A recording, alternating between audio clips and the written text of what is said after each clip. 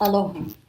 Firstly, I am compelled to clarify that the proposed amendments to Bill 66 Draft 2 is actually, I believe, the third draft, the first being the GP40, which was severely altered under Zendo Kern's direction without public oversight, to be known as the GP45. In other words, the very process that culminated in presenting the GP45 to the public, as well as any offshoot of it, are procedurally illegitimate as they are not lawfully associated with the original community consultation record.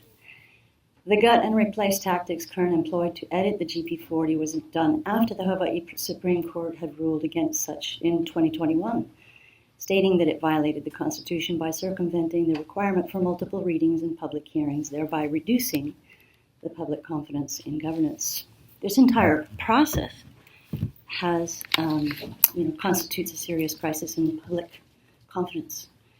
The appointment of real estate agent Zendo Kern as planning director remains an unresolved charter violation, as he did not meet the minimum qualifications required under the Hawaii County Charter, not to mention having notable conflicts of interest.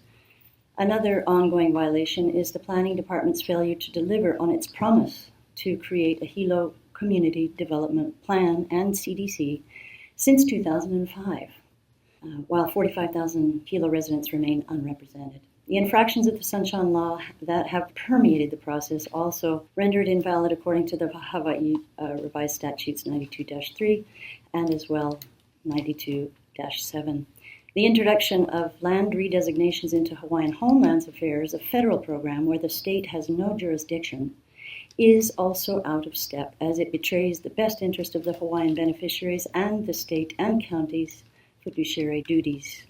I will not speak here of the ongoing illegal occupation, which remains the biggest elephant in the room. In any case, some are left to wonder if this inconsistent process represents your constituents' interests less than those of non-resident stakeholders, UN agendas, unelected officials from foreign NGOs like WHO and WEF, or undisclosed corporate interests that could be granted unlawful access to public trust, resources, and privately owned property, which would be unconstitutional.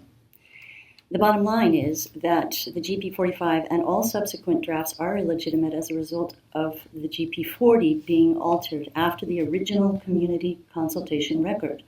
Respectfully, myself and others are suggesting that you defer Bill 66 to avoid any further public injury and or legal ramifications therefrom, as the matter begs further investigation before passing any bill like it, any bill from it, particularly upon first read.